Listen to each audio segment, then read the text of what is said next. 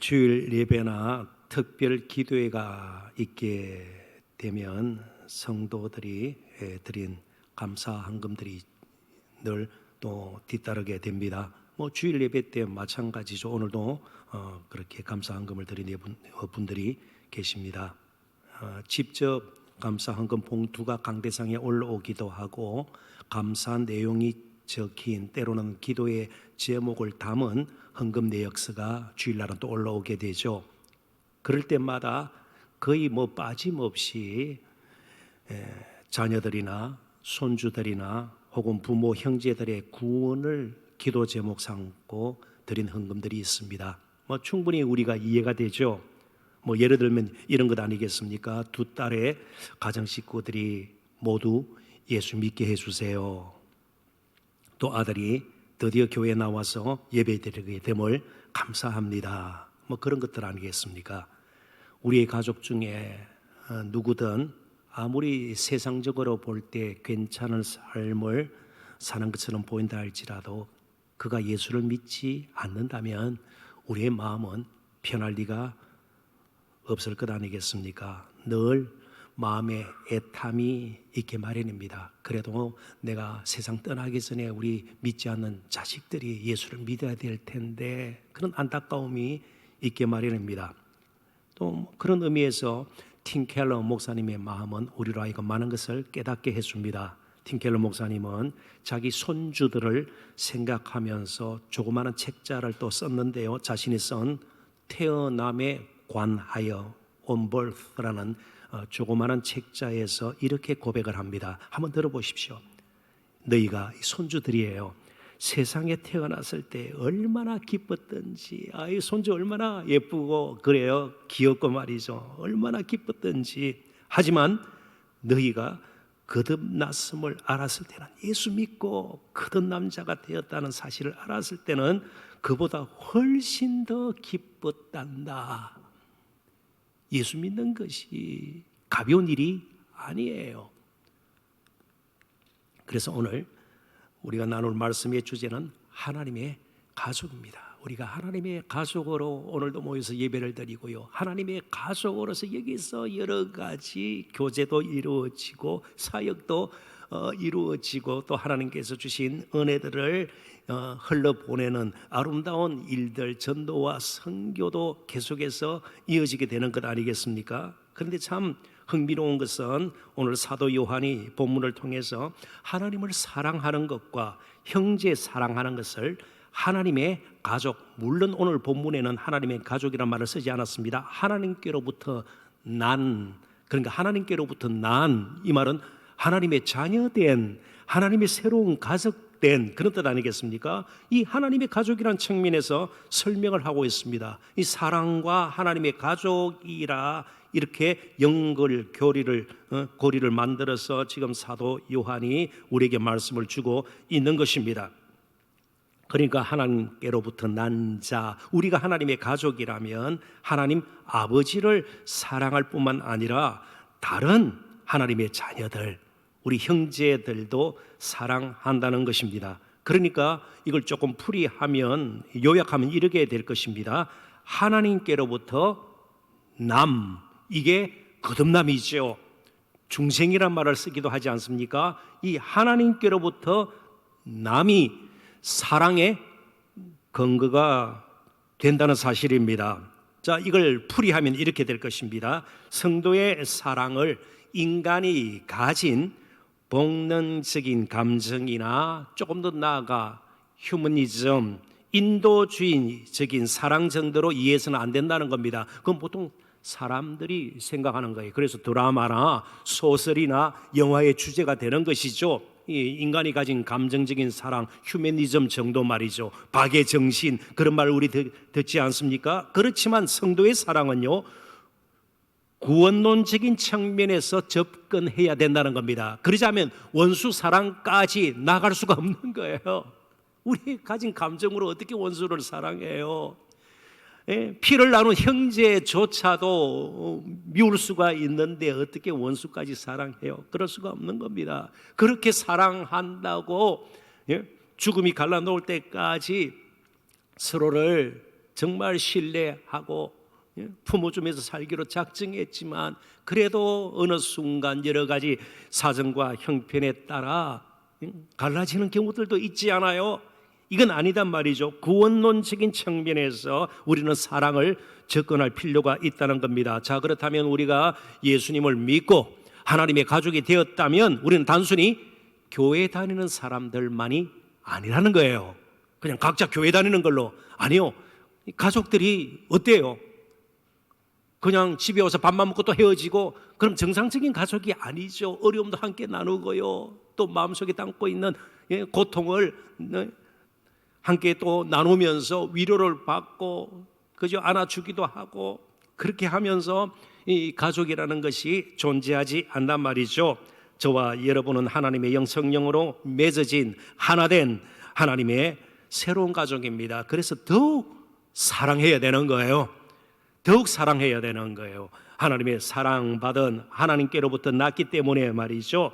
자, 그렇다면 우리가 교회를 생각하고 또 우리 인생을 생각할 때에 하나님 가족에게는 어떤 특징이 있는가를 살펴보는 것은 지극히 당연하고 중요한 일이 아닐 수가 없습니다. 자, 그렇다면 하나님의 가족, 이런 주제를 가지고 오늘 본문을 중심으로 과연 우리가 어떤 존재인지, 또 우리 사이에 더 나가서 우리 이웃을 향해서 우리가 어떻게 우리 자신을 드려야 하는지 함께 살펴보도록 하십시다. 첫 번째 나눌 작은 주제는 신앙 고백입니다. 신앙과 삶, 그리고 믿음의 공동체인 교회 중심에 있어야 할 것이 무엇인가? 신앙 고백이에요. 다른 것으로 뭐 끈끈한 정으로, 아니요, 우린 동호회가 아니에요. 비슷한 취미 생활을 하기 때문에, 그래서 실제로 교회들마다 그런 체육을 통해서, 그죠? 뭐 취미 생활을 통해서 동호회 비슷하게 만들어서 성교회 이런 게 있긴 있어요. 있긴 있어요. 그렇지만 그게 나쁘다는 것도 아니고 필요 없다는 뜻은 아니에요. 항상 중심에는 신앙 고백이 있어야 됩니다. 신앙 고백의 터 위에 교회가 세워졌기 때문에 그렇습니다. 자, 1절을 우선 보도록 하십시다. 예수께서 그리스도이심을 믿는 자마다 하나님께로부터 난 자니 또한 낳으신 이를 하나님이죠. 사랑하는 자마다 그에게서 난 자, 다른 하나님의 자녀, 믿음의 형제들을 사랑하느니라. 자, 여기 가장 애초에 가장 단순한 원시, 그런 표현을 쓰죠. 원시 초대교회의 신앙 고백이 무엇인가? 예수님이 그리스도다, 혹은 주가 그리스도다. 여기에서 이제 신앙 고백서들이 교회사적으로 생겨나게 되고 살이 붙게 되고요, 많은 교리들이 또 정리가 되어서 그런 고백서들이 만들어진 것이죠. 신경들이 만들어진 것이죠. 그런데 가장 단순한 것은요, 주께서 그리스도이시다. 자, 그리스도란 말이 무엇일까요? 이건 헬라적인 표현이고요, 히브리적 표현은요, 메시아. 문자적인 의미는 기름 부음 받은 자예요.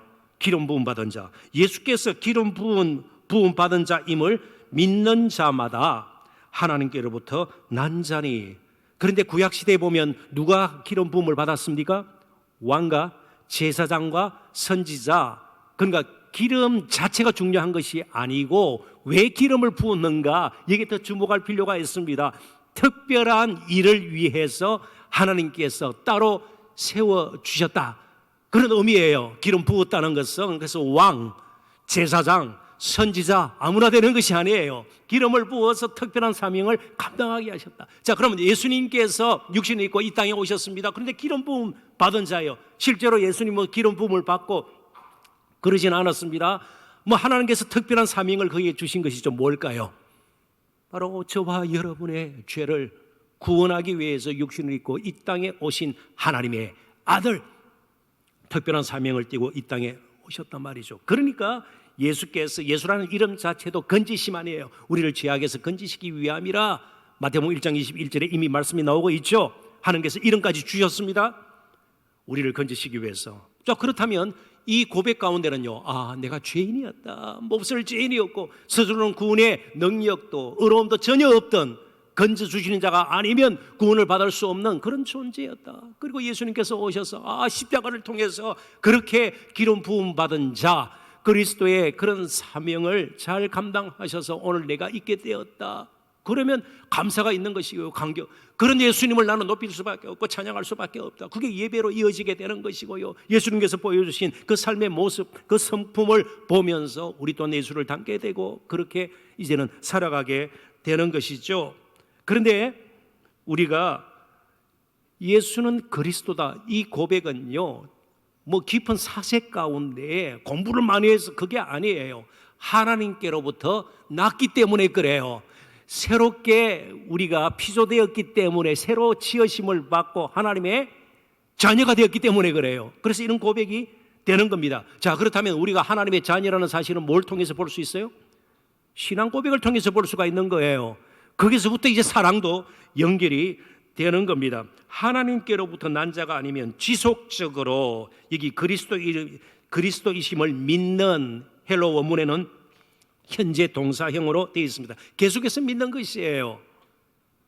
어떤 상황, 형편 가운데서도 좀 어려워지더라도, 뭐 심지어 몸에 탈이 나더라도, 가정에 여러 가지 우환이 겹치더라도 여전히 예수님 그리스도시다, 이 말을 조금 더 적용을 하면요, 주는 정말 예수님은 나의 구주이시고요, 나를 구원시킨 그런 분이실 뿐만 아니고 내 인생을 주관하시는 진정한 왕이시고 하나님께 나가게 만든 온전한 대제사장이시다 말이죠. 그리고 은혜와 진리로 나를 이끄시는 참 선지자시다. 내 인생을 이제 주님을 떠나서 도저히 자리매김도 할 수 없단 말이죠. 예수님을 떠나서는 나가 살 수 없는 존재입니다. 이 신앙 고백이 어떤 형편에 처하든지 어떤 상황에 우리가 상황이 닥치더라도 이 신앙 고백만큼은 계속 이어지게 되는 겁니다. 왜 예수님께서 이 땅에 오셨는지, 그리고 누구를 위해 오셨는지 분명한 확신을 가지고 이제는 살게 된다는 것이죠. 자, 그렇다면 오늘 우리의 삶의 교회에 정말 중요한 것은 신앙 고백입니다. 딴 것이 앞서서는 안 돼요. 신앙 고백이 우리 인생의 목표보다 앞서야 됩니다. 소위 말하는 비전도, 그 어떤 뭐 타고난 사역도, 그리고 개인적으로 어떻게 살 것인가, 무엇을 할 것인가, 어떻게 결정할 것인가, 무슨 선택을 할 것인가, 그것보다 더 중요한 것은 우리 신앙 고백이에요. 예수는 그리스도다. 예수님이 나의 진정한 구주시고 내 인생의 주인이시다, 나의 왕이시다. 이 고백이 먼저 앞서야 되는 겁니다. 이 고백이 흐트러진 가운데서 우리가 살게 되면요, 대단히 참 쉬운 일은 아닙니다만은 이 지속적으로 마음 중심으로부터 우리 자신이 늘 신앙 고백이 되어지지 아니하면 육신의 요구에 넘어가게 돼요. 육신의 욕심들이 속삭이는 소리에 넘어가게 돼요. 세상의 유혹에 넘어가게 되어 있습니다. 그래서 신앙 고백은 참으로 개인적으로도 중요하고 교회적으로도 중요한 것입니다. 하나님의 가족을 근본적으로 하나로 묶어주는 것은 예수는 그리스도라는 동일한 신앙 고백입니다. 바로 이러한 신앙 고백의 터 위에 하나님의 교회가 세워졌습니다. 여러분 잘 아시는 말씀일 거예요. 베드로의 고백 기억나시죠? 마태복음 16장 16절부터 18절 제가 읽어봅니다. 시몬 베드로가 대답하여 이르되, 시몬 히브리식 이름이고 베드로는 헬라식 이름입니다. 하나님의 교회가 어떻게 세워졌는가, 이 말씀 가운데 담겨져 있어요. 시몬 베드로가 대답하여 이르되, 주는 그리스도시요 살아계신 하나님의 아들이시니이다. 이제까지 제가 좀 설명을 드렸던 그 모든 내용들이 이게 담겨 있죠. 예수께서 대답하여 이르시되, 바요나, 바라는 말은 아들이라는 뜻입니다. 요나의 아들, 벤, 다 아들이라는 뜻입니다. 벤허라는 영화가 있죠. 벤허, 그렇다면 허의 아들, 그런 뜻이에요. 벤허, 허의 아들. 바요나, 요나의 아들 시몬아, 네가 복이 있도다. 이를 내게 알게 한 이는 혈육이 아니요 하늘에 계신 내 아버지시니라. 하나님께로부터 난 자 할 때 하나님께로부터 난, 위로부터 온, 그죠? 그 은혜로, 그 지혜로 그런 고백을 할 수 있다, 그런 뜻이죠. 또 내가 내게 이르노니 너는 베드로라. 베드로 헬러 이름 뜻은 반석입니다. 파트라, 반석, 큰 바위, 든든한 바위. 내가 이 반석 위에 내 교회를 세우리니 음부의 건세가 인기지 못하리라. 바로 신앙 고백의 터 위에 교회가 세워졌다, 그런 뜻이에요. 그렇습니다. 분명한 신앙 고백이 없는 가운데 우리가 오래 함께 교회 다녔으니까 정으로 이런 식으로 교회 가지고는요, 거기서는 거룩한 열매가, 어려운 열매들이 맺혀질 리가 없어요. 분명한 신앙 고백, 정말 복음 중심적인 이런 고백이 없이는 교회가 교회다울 수 없다는 것입니다. 그래서 우리는 모일 때마다 할 수 있는 한 신앙 고백을 하죠. 저 자신도 해당이 됩니다. 사도신경을 우리가 좀 전에도 고백하지 않았어요? 그럴 때 이 세상 무엇보다도 무슨 유행가 가사하고는 관계 없어요. 예? 그런 거하고는 비교할 수가 없을 정도로 감동이 우리 가운데 있어야 돼요. 이런 날을 하나님께서 자녀 삼으시고 이 아름다운 신앙 고백을 할 수 있게 이끌어 주심을 감사합니다. 찬송 부르는 것 이상으로 신앙 고백할 때도 그런 감동이 우리에게 사실은 있어야 되는 겁니다. 예수님 나의 구주시고요, 예수님 나의 인생의 주인이십니다. 예수님을 떠나서는 나는 존재할 수 없는 미물에 불과합니다. 그러면서 천지를 지으신 이런 사도신경 고백이 우리 가운데 있어야 되는 것이죠. 그래서 우리 스스로 한번 살펴봤으면 좋겠습니다. 예배 때마다 우리가 어떤 마음으로 사도신경을 고백하고 말이죠, 우리 마음속에 중심에 있는 신앙 고백이 도대체 어떤 성격을 띠고 있는가 말이죠. 이렇게 한번 예를 들어보겠습니다. 우리나라 축구 국가대표팀이 이번 카타르 월드컵 축구대회에서 16강에 오르는 쾌거를 이루었습니다. 온 나라가 막 떠들썩하고 말이죠. 외신에서도 참 대단한 그런 참 경기력이었다, 우리 대표팀을 이렇게 막 칭찬하고 그러잖아요.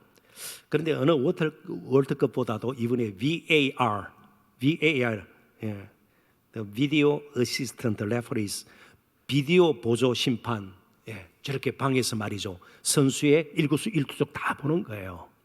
몰래 반칙하는 거 이거 다 잡아내는 거예요. 이 영향이, VAR 영향이 어느 때보다도 컸습니다. 막 골인 줄 알고 기뻐했는데 보니까 딱 저기 잡혔어요. 보니까 골이 아니에요. 이런 경우들이 허다했습니다.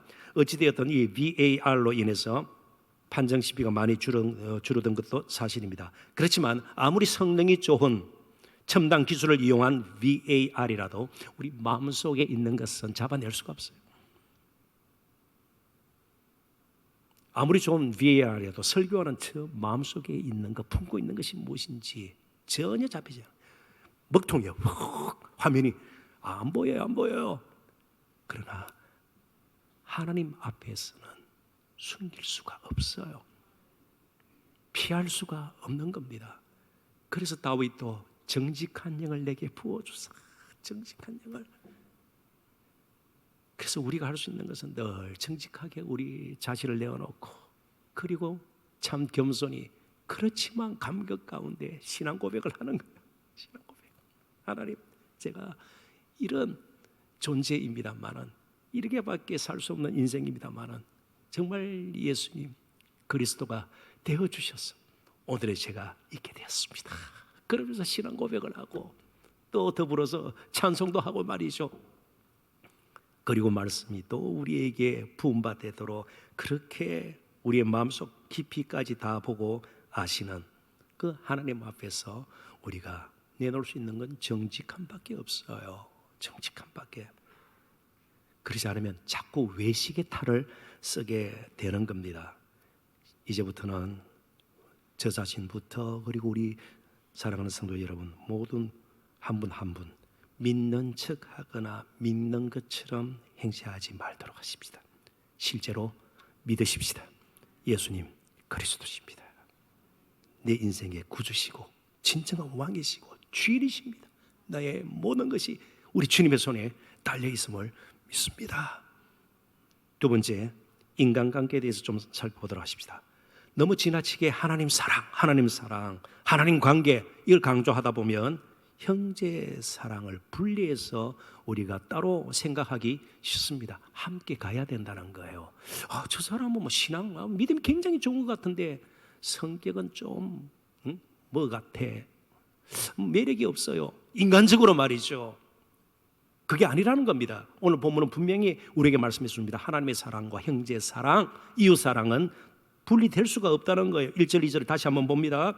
예수께서 그리스도이심을 믿는 자마다 하나님께로부터 난 자니 또한 나으신 이를 사랑하는 자마다 그에게서 난 자를 사랑하느니라. 하나님의 자녀라면 형제를 사랑하는 것 당연하고요. 우리가 하나님을 사랑하고 그의 계명을 지킬 때에 이로써 우리가 하나님의 자녀를 사랑하는 줄을 아나니라. 그리고 마지막 살펴보겠습니다만 사랑하는 것은 계명 지킴과도 또 연결이 되어 있습니다. 그러니까 하나님과의 관계뿐만 아니고 우리는 사람과의 관계도 굉장히 중요하게 생각을 해야 됩니다. 자, 그러니까 우리의 믿음은 단순히 우리의 잘못된 삐뚤어진 습관이나 몇 가지 행동을 고치는 정도로 끝날 것이 아닙니다. 관계가 회복되는 거예요. 하나님과의 관계가 회복되어서 하나님과 화목하고요. 그 안에서 이제 평강을 누리고 날마다 의를 추구하는 삶을 살게 되는 것이고요. 형제와의 관계도 그래서 유대인들과 이방인들이 전혀 하나 될 수가 없었습니다. 상종도 하지 않았습니다. 개처럼 취급했습니다. 그렇지만 예수 그리스도 안에서는 이제는 유대인도 이방인들도 하나가 된 거예요. 에베소서에 보면 그러지 않아요? 이제는 하나가 되는 거예요. 신분, 세상적으로 볼 때 재산에 많고 적음, 학식에 많고 적음 이런 것이 문제가 되지 않습니다.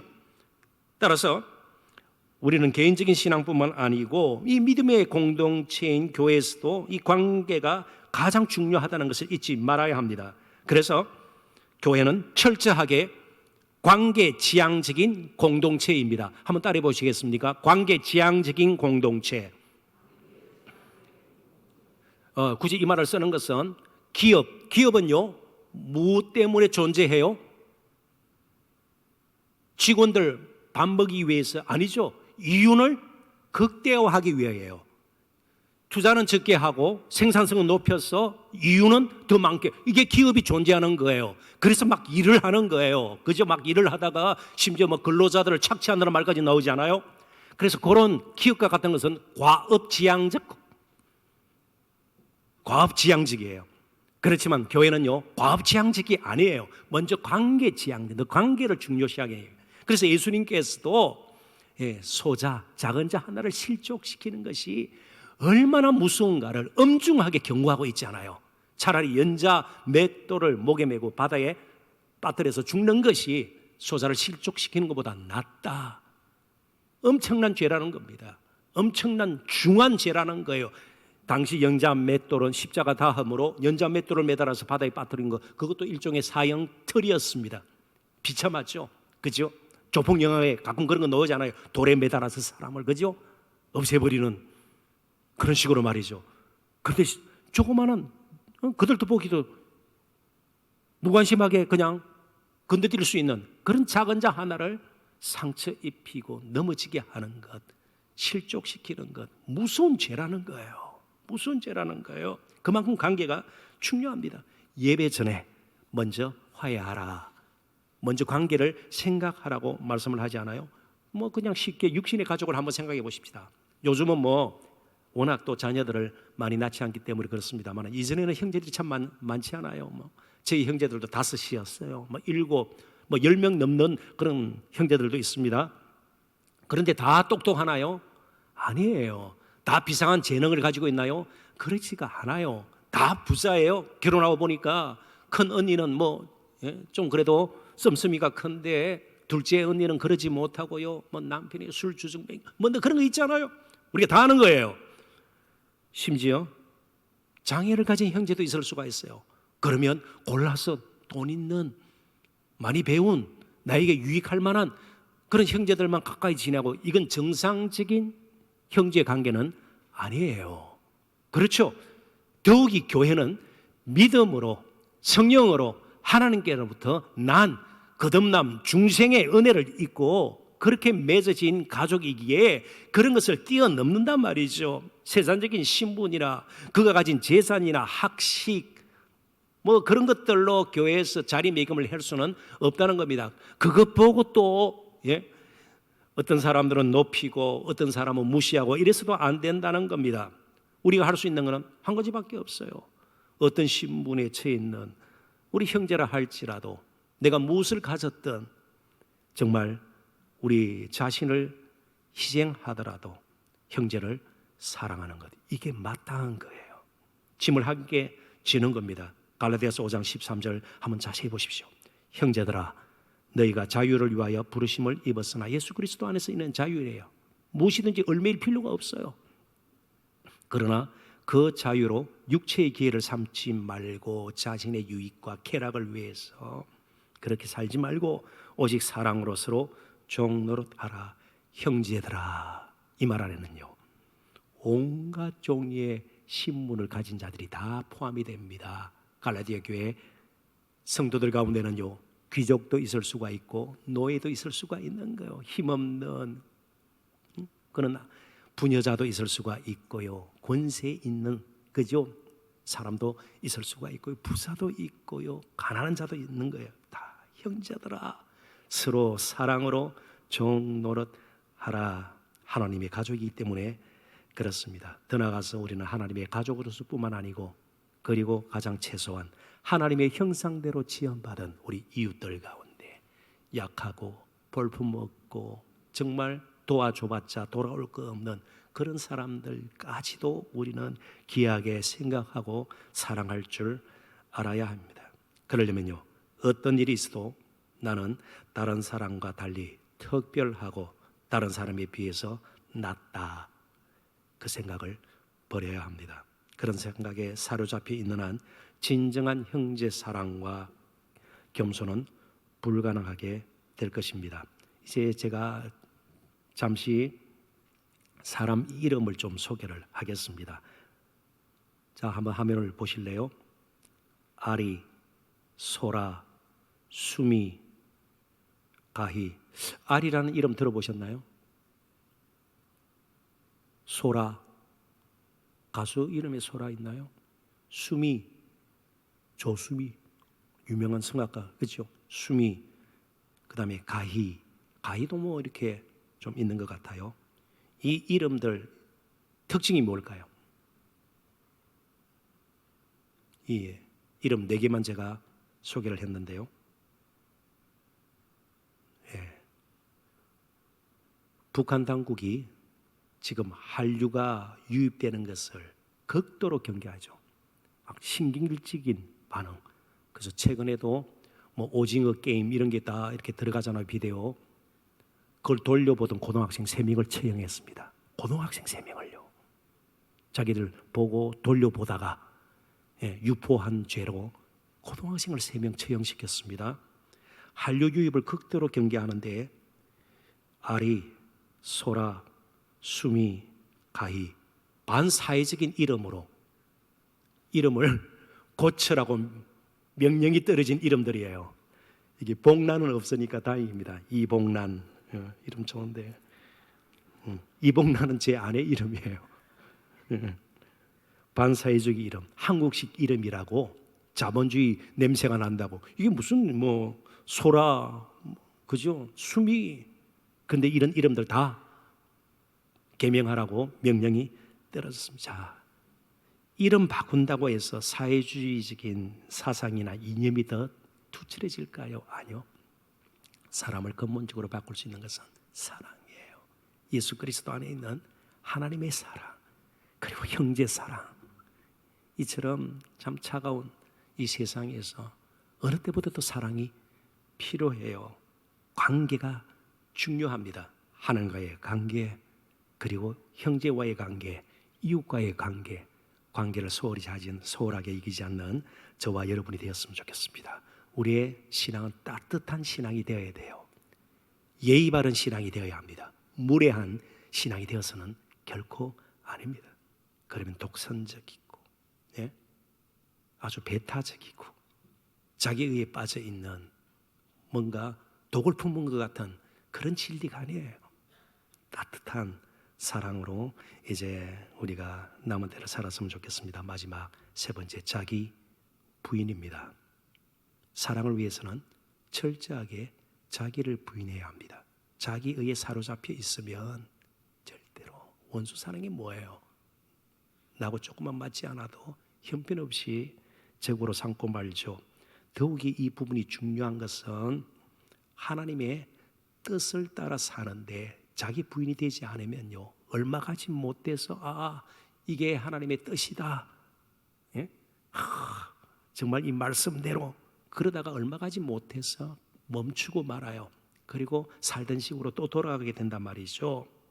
예, 조금 더 달리 표현하면 십자가 짐에 있어서 가장 중요한 것이 자기를 부인하는 거예요. 그렇지 않으면 십자가를 질 수가 없어요. 그래서 예수님께서도 아무든지 나를 따라오거든 자기를 부인하고 제 십자가를 지고 날마다 나를 따를 것이니라, 그렇게 말씀을 하셨단 말이죠. 2절 3절 보면서 이제 말씀을 정리하도록 하겠습니다. 우리가 하나님을 사랑하고 그의 계명을 지킬 때에 이로써 우리가 하나님 자녀를 사랑하는 줄을 아느니라. 하나님을 사랑하는 것은 이것이니 우리가 그의 계명들을 지키는 것이라. 그의 계명들은 무은 것이 아니로다. 계명 지키는가 지키지 않는가를 보면 진정으로 사랑하는가 그렇지 않은가를 알 수 있다는 겁니다. 하나님 사랑합니다. 이것은 좋은 것이지만 그게 실제로 사랑하는지 아닌지를 알 수가 없어요. 뭘 보면 알 수 있어요? 하나님의 계명을 지키는가 그렇지 않은가를 보면 알 수가 있다는 겁니다. 왜냐하면 워낙 나쁜 의도와 더러운 욕심이 숨겨져 있는 사랑, 거짓 사랑이 판을 치기 때문에 그렇습니다. 그리고 이 사랑처럼 사람들을 미혹에 빠뜨리는 것도 없어요. 가장 사람들이 쉽게 넘어가는 것이 사랑입니다. 그래서 아첨꾼이 생기는 것이고 간신이 생기는 거 아니에요. 막 사랑하는 것처럼 막 대단히 높여주고 이러면 다 넘어가는 거예요. 다 넘어가는 거예요. 저도 별 수 없고 성도 여러분들도 어떤 일에서 별 수가 없어요. 그래서 이 분간하는 것 참 필요해요. 그러니까 사랑하는 것과 계명 지키는 것은요 같이 가야 되는 거예요. 그래서 사랑은 진리와 함께 기뻐해요. 사랑은 불의하지 않아요. 계명 지킴의 궁극적인 목적이 뭐예요? 하나님께서 말씀을 주신 궁극적인 목적은요 이 땅에 하나님의 의를 펼쳐라는 거예요. 십계명을 주신 근본적인 이유가 하나님 뜻과 성품을 보여줄 뿐만 아니고 이 땅에 이제 가나안 땅에 들어가서 거룩한 백성으로 이 땅에 하나님의 의를 바다처럼 정말 물처럼 강처럼 흐르게 하라는 거예요. 하나님의 의를 이루는 겁니다. 그 유명한 상상보훈 마태복음 5장 6장 7장이죠. 핵심 주제가 뭐예요? 의, 디카오손의 의예요. 의. 그래서 상상 부분에는 의라는 말이 5번이나 반복이 돼요. 그렇지만 우리는 어렵지 않기 때문에 온전히 어려우신 예수님 안에서 가능한 거죠. 이제 십계명을 우리가 따라 사는 것도 상상보훈을 따라 사는 것도 말이죠. 결국 하나님께서 우리에게 순종을 요구하는 것이 무엇입니까? 좀 더 이 땅에서 씀씀이가 커지고 조금 더 건강하고 길이 잘 열리고 이 정도가 아니에요. 순종하면 복을 받지 않고 제가 그 말을 하는 것이 아니에요. 하나님의 의를 이 땅에 충만하게 이루어 드리는 거예요. 자기에게 매였던 가인 한번 보십시오. 육신의 형제인 아벨을 죽입니다. 피를 나눈 형제를 죽여요. 자기 의에 사로잡혀 있었기 때문에 자기가 부인이 안 되는 거예요. 그렇지만 요나단은요 사울 왕의 아들이에요. 그러면요 자연스럽게 왕위를 이을 수 있어요. 그렇다면 다윗은, 백성들이 좋아하던 다윗은요 세상적으로 볼 때는 가장 자기에게는 위협적인 인물이에요. 얘 때문에 내가 왕이 될 수가 없을지도 몰라. 그러면 빨리 제거하는 것이 이 세상의 모습이에요. 그렇지만 요나단은 자기 부인을 합니다. 하나님의 뜻이 무엇인지를 알았어요. 다윗을 통해서 하나님께서 일하실 것을 알고 육신의 형제보다도 더 사랑하게 되고 자신이 희생하는 것을 보게 됩니다. 말씀을 맺습니다. 자기 부인의 진정한 원형은 예수님이세요. 하늘 영광 보좌를 버리시고 하나님과 동등됨을 취하지 아니하시고 그걸 부인하시고 이 땅에 육신을 입고 정말 천하 몹쓸 저와 여러분 같은 육신의 모습을 입고 이 땅에 오셨습니다. 마지막 십자가 지시기 전날 밤 내 원대로 마옵시고 아버지의 원대로 되기를 원하나이다. 하나님의 뜻 앞에 자기의 모든 요구와 육신으로부터 들리는 소리를 잠잠케 하고 그 뜻을 꺾고 무릎 꿇었던 주님을 생각하게 됩니다. 그 주님이 우리의 무거운 죄짐을 맡아 주셨습니다. 그걸 안다면 계명은 결코 무거운 것이 아니로다. 기쁨으로 순종할 수가 있는 거예요. 하나님의 의를 이 땅에 이루는데 동참하게 된 것을 기뻐할 수가 있는 거예요. 역으로 불순종할 때의 비참함과 공고함, 그 부끄러움을 우리는 여러 번 경험했습니다. 순종으로 말미암아 맺은 열매를 보고 기뻐했던 것보다 어떤 면에서 불순종하면서 그 처참하고 부끄럽고 비참했던 그런 순간들도 우리는 가지고 있는 거죠. 그 고통을 알고 있습니다. 그래서 이제는 계명 지킴의 그 아름다운 자기 부인의 순종, 그것 또한 하나님을 사랑하는 것이고 이웃을 사랑하는 것이다.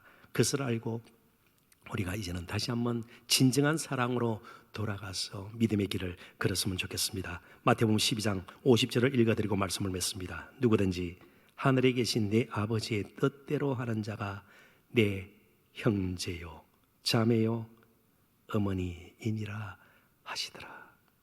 앞으로 우리에게 무슨 일이 일어나든 그리고 어디서 살든 하나님의 뜻을 따라 살고자 하는 예수는 우리는 끊을 수 없는 하나님의 가족입니다. 기도하겠습니다.